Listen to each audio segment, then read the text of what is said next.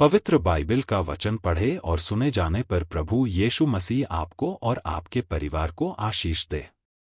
पवित्र बाइबल 1 शमूएल की पुस्तक का 21 अध्याय वचन 1 से 15 यह कहता है। वचन 1 और दाऊद नोब को अहीमेलेक याजक के पास आया, और अहीमेलेक दाऊद से भेंट करने को थरथराता हुआ निकला और उससे पूछा, क्या कारण है कि तू अकेला है और तेरे साथ कोई नहीं?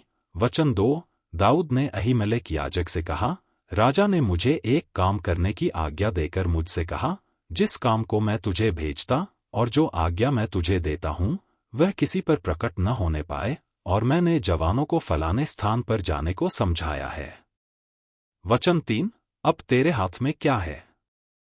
5 रोटी, व जो कुछ मिले उसे मेरे हाथ में दे। वचन 4 याजक ने दाऊद से कहा, मेरे पास साधारण रोटी तो कुछ नहीं है, केवल पवित्र रोटी है, इतना हो कि वे जवान स्त्रियों से अलग रहे हों। वचन 5 दाऊद ने याजक को उत्तर देकर उससे कहा, सच है कि हम 3 दिन से स्त्रियों से अलग हैं। फिर जब मैं निकल आया तब तो जवानों के बर्तन पवित्र थे, यद्यपि यात्रा साधारण है तो आज उनके बर्तन अवश्य ही पवित्र होंगे।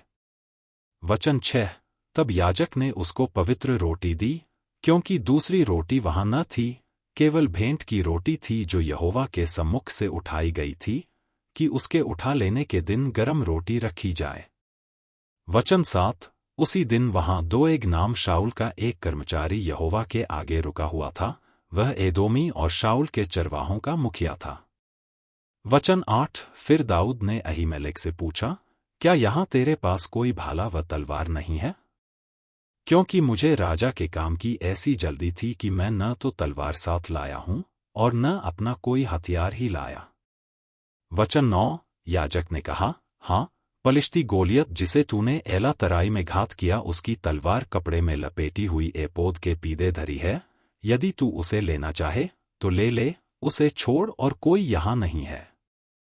दाऊद बोला, उसके तुल्य कोई नहीं, वही मुझे दे। वचन 10 तब दाऊद चला और उसी दिन शाऊल के डर के मारे भागकर गत के राजा आकीश के पास गया। वचन 11 और आकीश के कर्मचारियों ने आकीश से कहा, क्या वह उस देश का राजा दाऊद नहीं है? क्या लोगों ने उसी के विषय नाचते नाचते एक दूसरे के साथ यह गाना न गया था कि शाऊल ने हजारों को और दाऊद ने लाखों को मारा है? वचन 12 दाऊद ने ये बातें अपने मन में रखीं और गत के राजा आकीश से अत्यंत डर गया। वचन 13 तब वह उनके सामने दूसरी चाल चली और उनके हाथ में पड़कर बौढ़ा अर्थात पागल बन गया, और फाटक के किवाड़ों पर लकीरें खींचते और अपनी लार अपनी दाढ़ी पर बहाने लगा।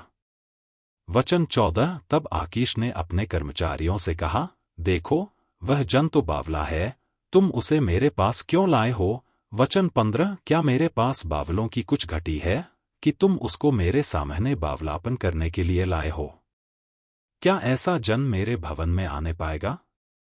यदि आप विश्वास करते हैं तो यह वचन सभी विश्वासियों को भेजें और इस चैनल को प्रभु यीशु मसीह के नाम से सब्सक्राइब करें और आशीष प्राप्त करें। धन्यवाद। यदि आप विश्वास करते हैं तो यह वचन सभी विश्वासियों को भेजें और इस चैनल को प्रभु यीशु मसीह के नाम से सब्सक्राइब करें और आशीष प्राप्त करें। धन्यवाद।